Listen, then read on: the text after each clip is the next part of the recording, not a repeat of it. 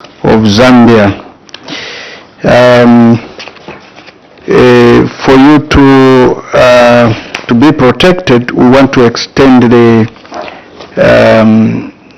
immunity that we enjoy as members of Parliament, and this is under Cap 12 of the laws of Zambia.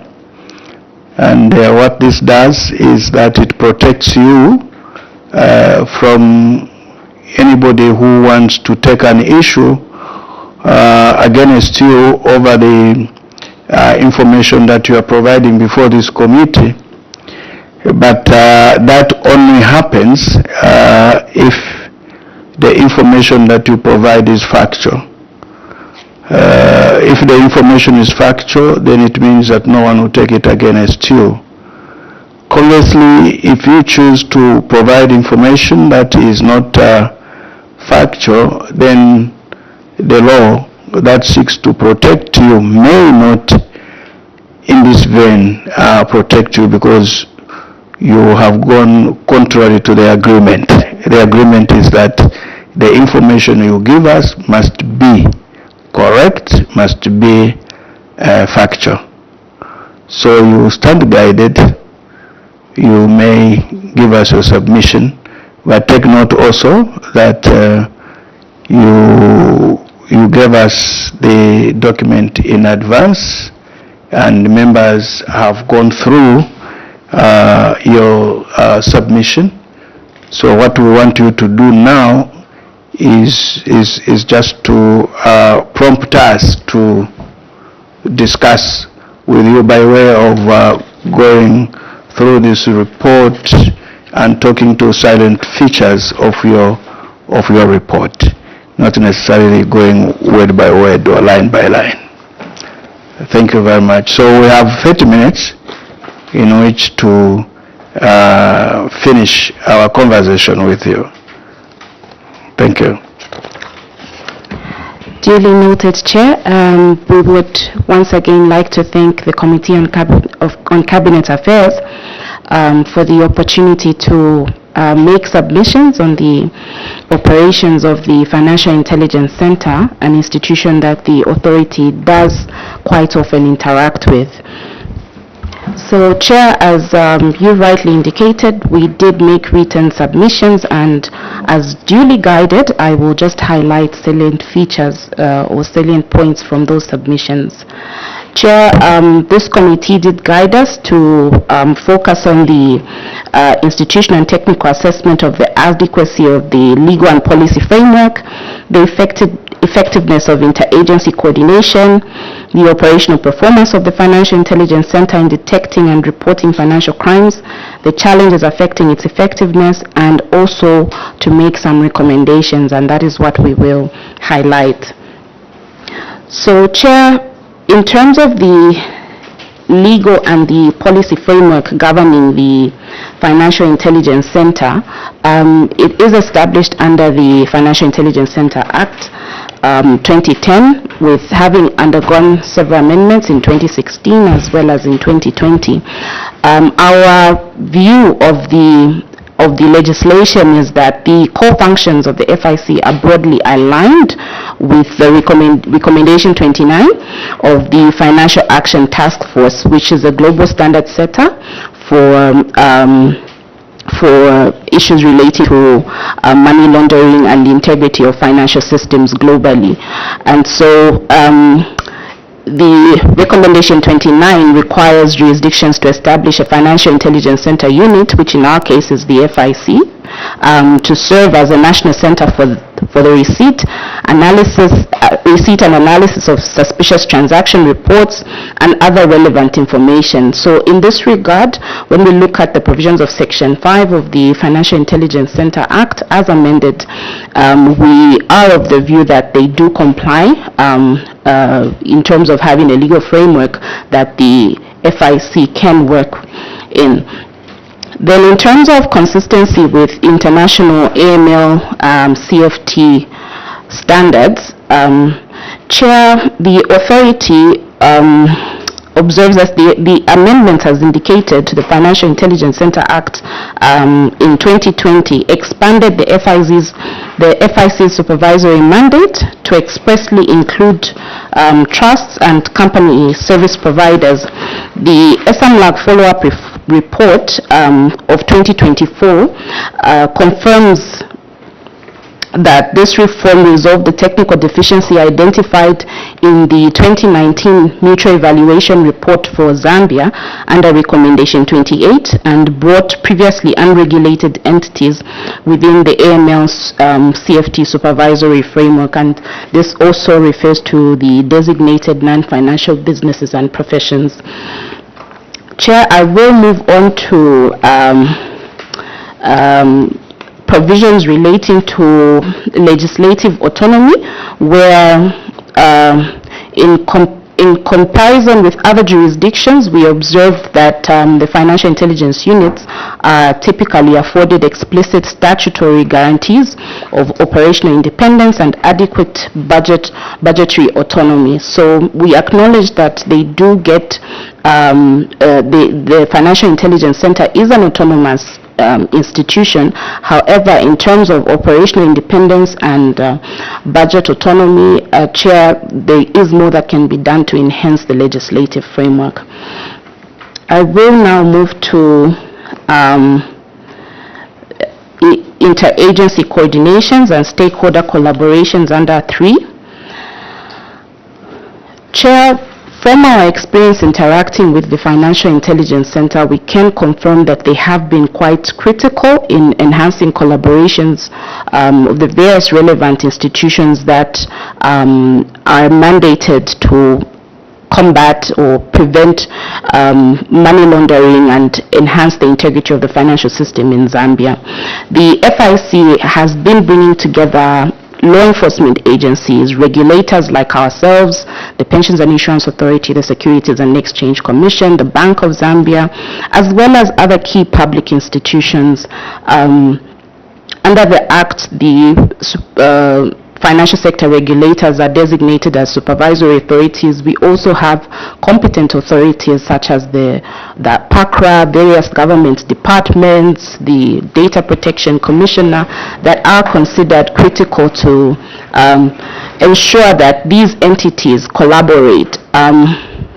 They've also been very critical in terms of high-level national AML CFT representation, the National AML CFT Task Force of Senior Officials, as well as the AML, the Anti-Money Laundering Authority. Chair, I will perhaps just to indicate that from the authority's perspective, we have also collaborated with the Financial Intelligence Center in terms of raising awareness with compliance officers in the insurance sector, in the sectors that we regulate. And collaborations overall with the Financial Intelligence Center have yielded tangible outcomes, including intelligence dissemination to law enforcement and revenue authorities, resulting in tax assessments, investigations, and asset recovery actions. So the results of this have certainly, of the collaborations have certainly, and we can also speak to the Financial Intelligence Center assisting us with international cooperation as well through the Egmont group that they belong to, financial intelligence units globally. Chair, I will move to the operational effectiveness of FIC. The authority observes the FIC's analytical outputs, including intelligence dissemination and trends reports, demonstrating increasing sophistication and relevance, supporting enforcement actions relating to tax evasion, illicit financial flows, trade-based money laundering, and emerging risks associated with digital services.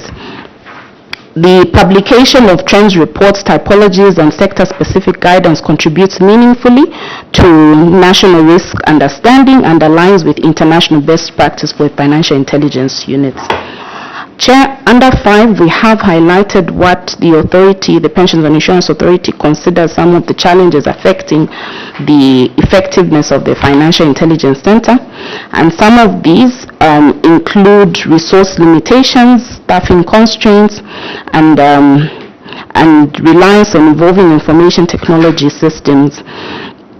The 2022 annual report, the 2022 annual report of the Financial Intelligence Center did highlight that the FIC has faced insufficient funding, which has prevented filling its full staffing establishment, upgrading its IT systems, and securing adequate office space. Under 5.1.3, we have highlighted what we considered was a challenge, but I believe has subsequently been resolved, which was around governance. There was a long spell where the Financial Intelligence Center did not have a substantive board of directors and also a substantive director general. However, I believe this has since been resolved. In terms of other operational and technical challenges under 5.3, Chair, the authority believes technical capacity also must be strengthened in the Financial Intelligence Center, specifically regarding analysis of casinos, legal practitioners, dealers in precious metals and stones, accountants, and real estate agents, as highlighted in the 2024 SMLAG follow-up report. In addition, Chair, we note that the software, there's need to enhance software as well as data integration to keep pace with increasing sophistication of cyber fraud and the technology methods employed by criminal elements, because these are also, in as much as the financial system is evolving, these are also increasingly evolving, and so there is need for continuous upskilling of the officers at the officers and the systems at the center. Chair, we also highlight under 5.4 the challenge relating to supervision of virtual assets and virtual asset service providers. The Financial Intelligence Center designates the FIC as the supervisor of last resort where no supervisor is designated. And under immediate outcome 3 of the 30 recommendations, virtual assets and virtual asset service providers are required to be supervised. And in this regard, because the country does not have a designated supervisor, it means the Financial Intelligence Center then has to come in and supervise. So while the amendments to the FIC Act and subsidiary legislation have designated VASPs as reporting entities for AML CFT purposes, Zambia does not yet have a comprehensive and dedicated legal and regulatory framework governing virtual assets and virtual asset service providers within the broader financial sector. The authority observes that this institutional arrangement places a disproportionate supervisory burden on the Financial Intelligence Center, whose statutory mandate, resources, technical capacity were not originally designed to accommodate the requirements for primary regulation and supervision of virtual assets. The authority further observes that this regulatory gap has implications for Zambia's compliance with FATF Recommendation 26, which requires that virtual asset service providers be licensed or registered and subject to effective risk-based supervision by a competent authority with adequate powers and resources. Chair, under 6, we provide our conclusion, but I will go straight to highlight some of the recommendations we are making. In terms of 7.1, Chair, the authority recommends strengthening statutory provisions relating to operational independence, governance, and sustainable funding for the Financial Intelligence Center in line with FATF and Egmont Group principles. Chair, we also recommend the development of a comprehensive financial sector legal and regulatory framework for virtual assets and virtual asset service providers independent of the Financial Intelligence Center, so that the center can then focus on analyzing suspicious transactions and intelligence information. Then the authority also recommends continued investment in analytical capacity, automated reporting systems, and targeted capacity building initiatives for the FIC and all competent authorities. Chair, I submit. Thank you very much. Members, any interventions? Yes, Honorable. Thank you, Chair.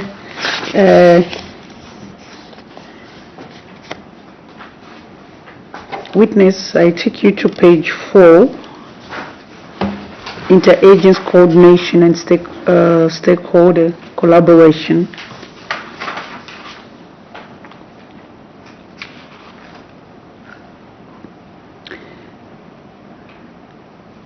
For this interagency coordination, I just wanted to find out from you as the witness if will not be risking leakage of information, seeing that FIC is dealing with big cartels, and they're not small cartels that we can think of I would say big fishes. So I wanted to find out if you are comfortable in having this common platform where the information can easily be disseminated to other concerned authorities, if there won't be any compromise with the people be sitting or people who will be assigned to be part of that platform. Then as another question, Chair, that I have for the witness, I just want clarity on the insufficient funding. Is there a proposal that you can make to this committee, how you'd want the funding to be done to the FIC to make it more effective? Because funding definitely will go with improvement of staff establishment. So I just want to know what should be your recommendation on this. Thank you, Chair. Honorable Msonda, welcome.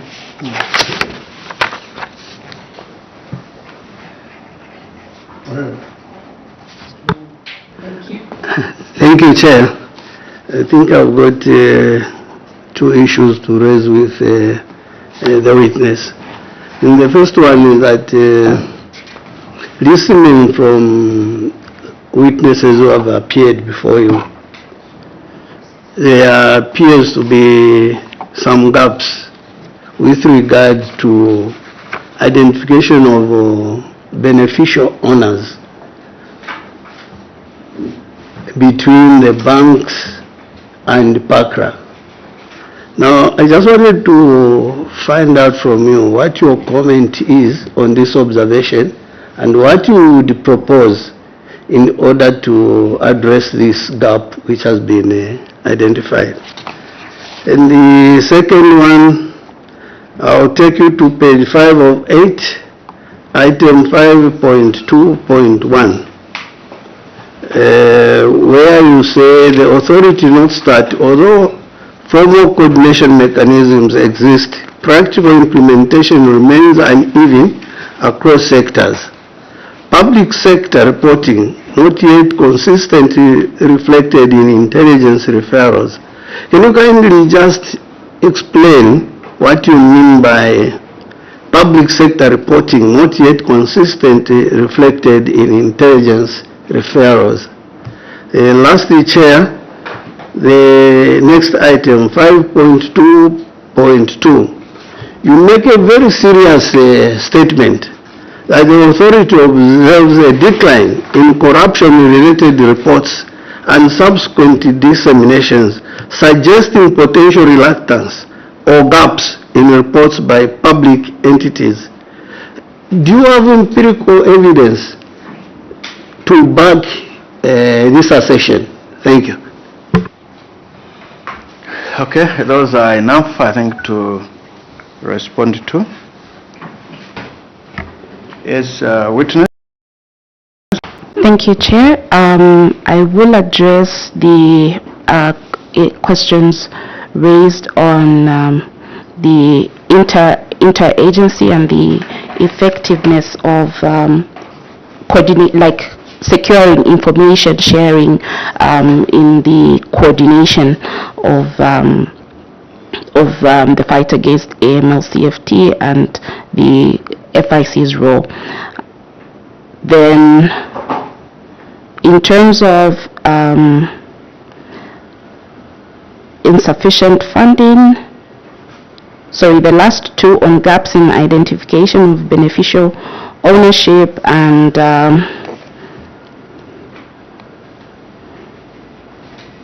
the one raised on corruption, I'll request our legal services manager to address those, and the rest my colleague from the market development manager will address.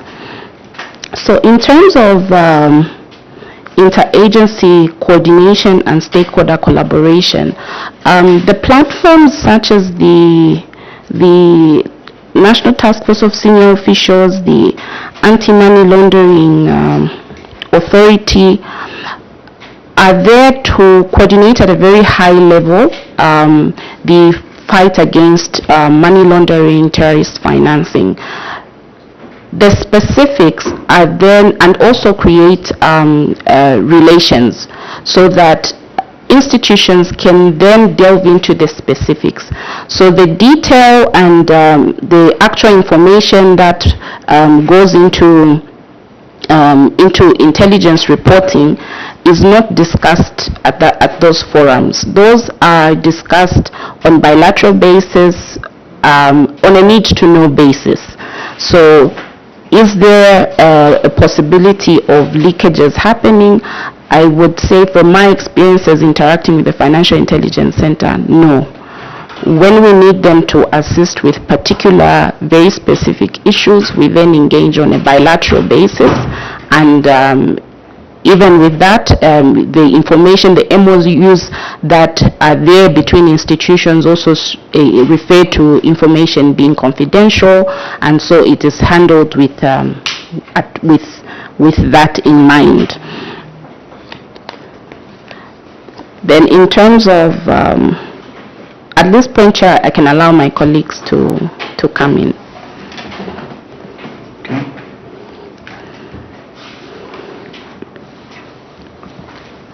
So the next question Thank you, that is Chair. being handled is on the insufficient funding to FIC, and what are you suggesting to ensure that FIC has sufficient funds? That was the question, right?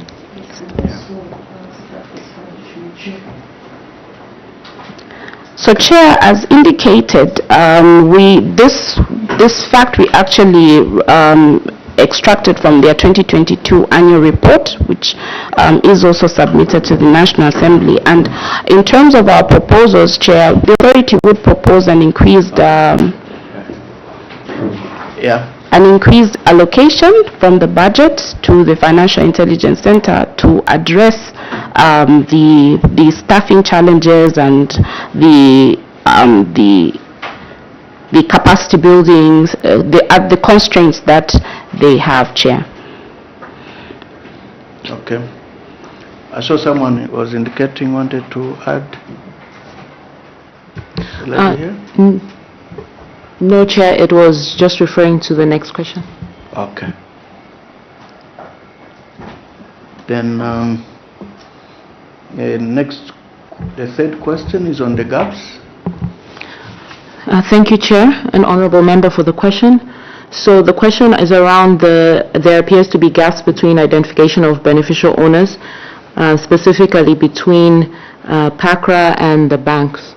So, Chair, when it comes to beneficial ownership, we have a definition of beneficial owners under the Companies Act, as well as one under the Banking and Financial Services Act. Chair, the observation by PIA and coming from issues around legislative drafting. The key parameters around the definition, because the Companies Act is the central legislative operation of companies, who then have sector-specific regulation. So, for example, the banks are first incorporated under the Companies Act before they then go to the Bank of Zambia to then get licensed for issuing financial services. And so because of that, Chair, the definition under the Companies Act is the one that should be as comprehensive in alignment with the FATF recommendations, just to align the whole statute book as one. Chair, we have noted that the recent amendment to the Companies Act has actually dealt with the gaps that are found under the definition of benefit. We also understand that the Banking and Financial Services Act is undergoing legal reform, actually undergoing a repeal and replacement, and we expect the definition of beneficial ownership under that new bill to align or to refer to the definition of beneficial ownership under the new Companies Act. I submit, Chair. Okay.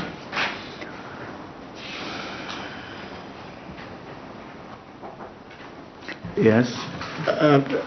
Thank you, Chair. Maybe we could move to the question on under 5.22, relating to inconsistencies in terms of reporting and deflection in the Financial Intelligence Center. And the Honorable did ask for empirical evidence. Chair, I would refer you to, we don't have empirical evidence right away, perhaps something that we could provide. However, if you take a look at the latest trends reports, you will observe that they are more skewed towards reporting the private sector as opposed to the public sector. And for the simple reason as well, because the Financial Intelligence Center itself, even by design, it's an intelligence unit dealing with financial services mostly. They are tracking the movement of funds here and there. And the majority of entities that are involved in that are basically the private sector. And if you look at the way the private sector, taking an example, the financial sector itself, you will find that they have appointed staff dedicated to reporting suspicious transaction reports.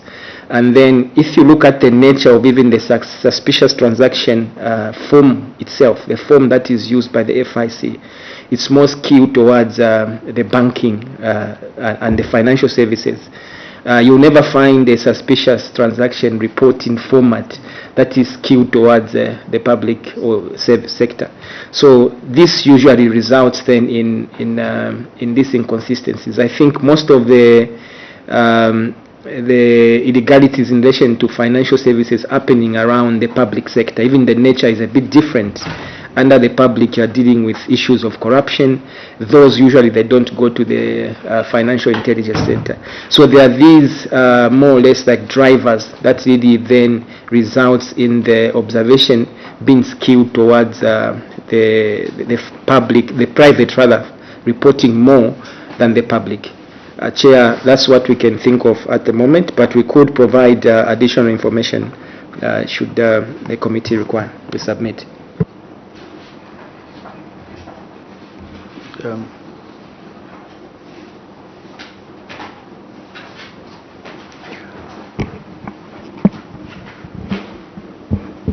Well, maybe I didn't get. Are you satisfied? You are the one who asked the question. Yes, I think I've understood. You have understood.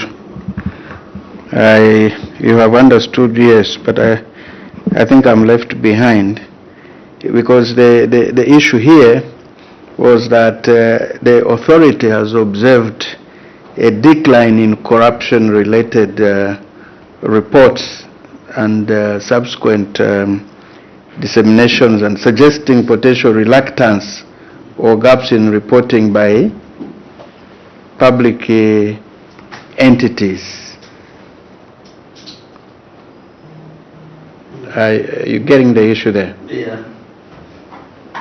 So the issue is that your institution has observed a decline in corruption-related cases. Okay? And there's also a little dissemination that is going on, suggesting that there are gaps or reluctance in reporting public entities.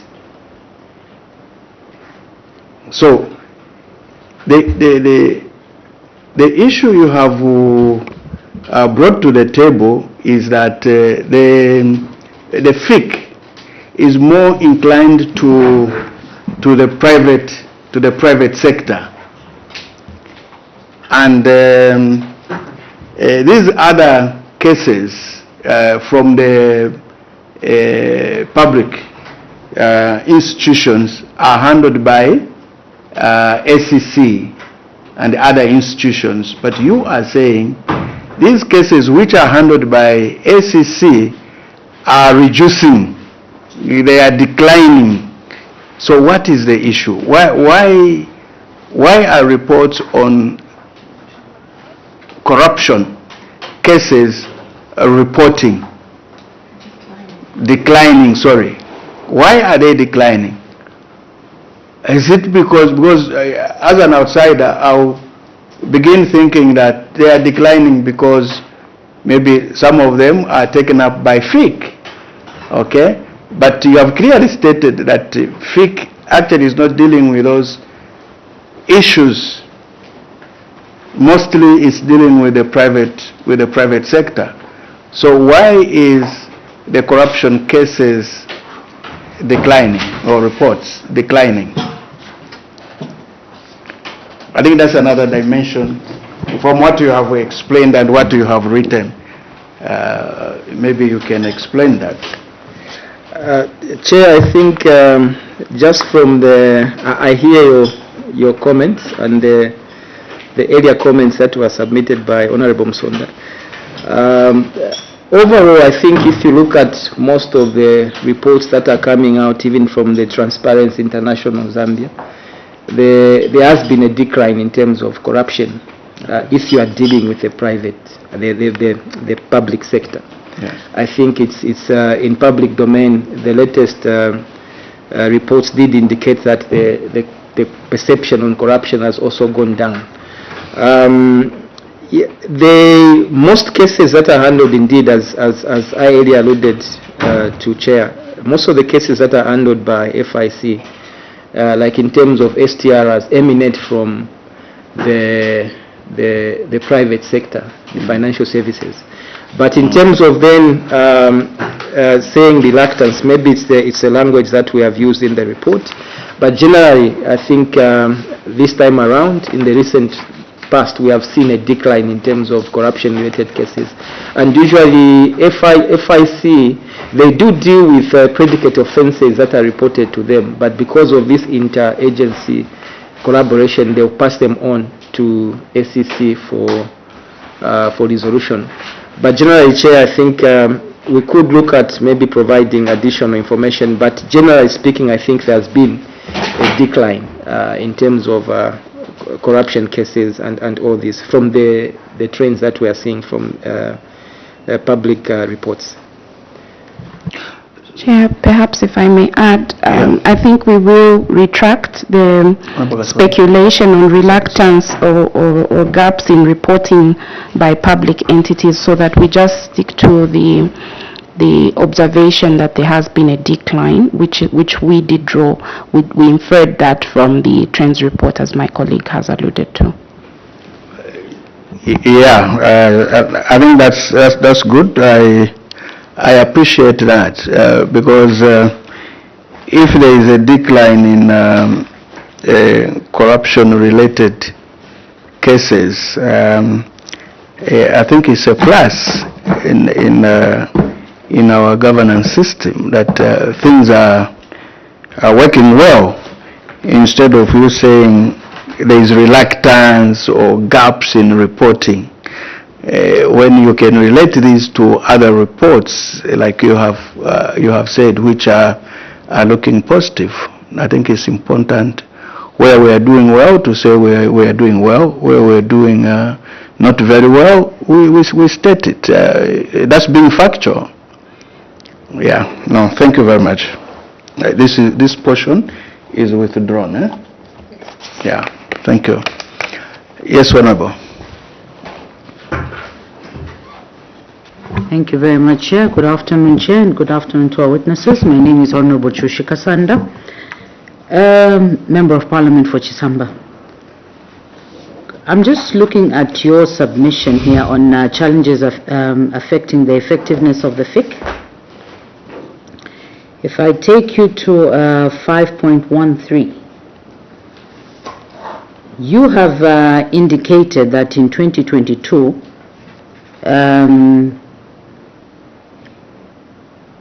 FIC operated without a constituted board of directors and without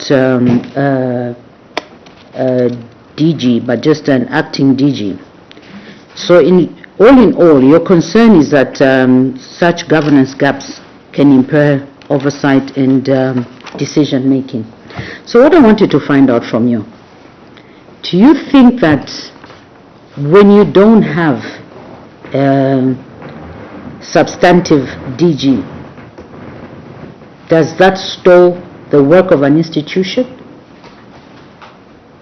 Because once there is somebody acting in that position, I don't think we should be having any of these gaps. I'm sure even when my chair introduced himself, he must have said he's sitting in for the chair. So I don't see anything that has suffered in the absence of our chair. So this, for me, it's a little bit of a concern. If we're going to come out and say that because we do not have a substantive DG and therefore there would be gaps. Why should there be gaps? There shouldn't be. There is somebody acting, and that person should do the work of what the DG is supposed to be doing. Maybe you can just elaborate a little bit more on that one. Thank you. Maybe in addition to what she said, for how long has this person been acting in this position?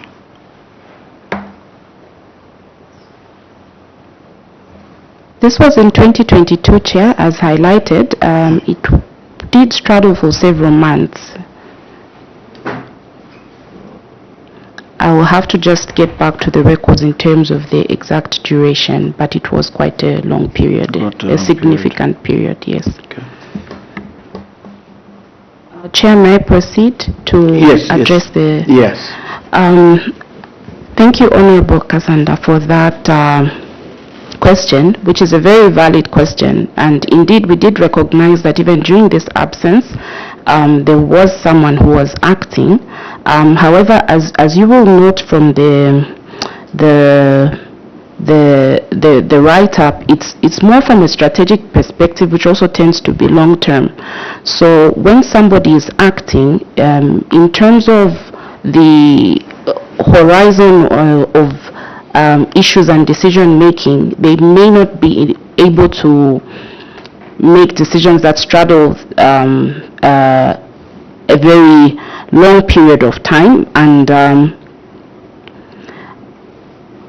it's from a governance perspective, it's more ideal to find a replacement at the earliest possible time, as opposed to having someone just sitting in, because even the manner in which they make decisions will be, as of that, someone who's just sitting in.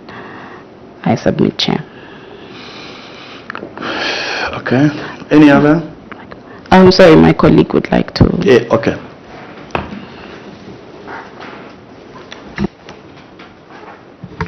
Chair, maybe perhaps to address Honorable Kasanda's concern, we could recast that. I think we take cognizance of the fact that there was someone who was acting, but I think, as our team leader said, it's a question of making decisions on a strategic long term, but in the short term, during that period, the center still remained very active, they were working. But I think our concern was more on the strategic outlook. But we could recast 5.1.3 as well, Chair. We submit. Okay. Anything else? How ready are you to contribute to, because you have said the legal and regulatory framework requires to be enhanced. How ready are you to contribute to this enhancement?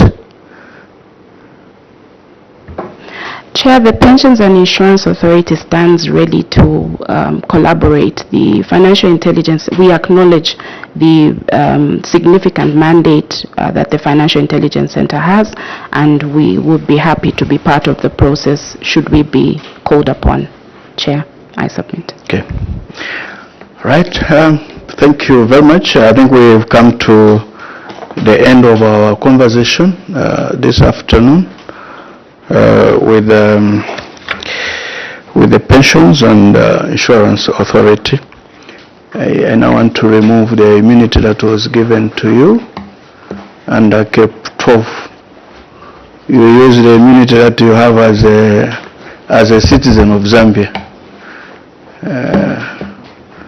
Thank you, Chair.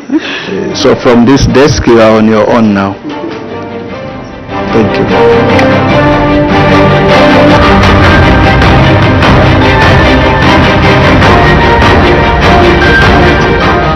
Committee sittings taking place here at Parliament buildings. That was the Committee on Cabinet Affairs interacting with the Pensions and Insurance Authority, and the authority was being led by Ms. Natasha Zimba, who's the board secretary, and so they were reviewing the operations of the Financial Intelligence Center. We have one more witness yet to appear before the Committee on Cabinet Affairs, and that's the Microfinance Institutions Association of Zambia. So do stand by for them.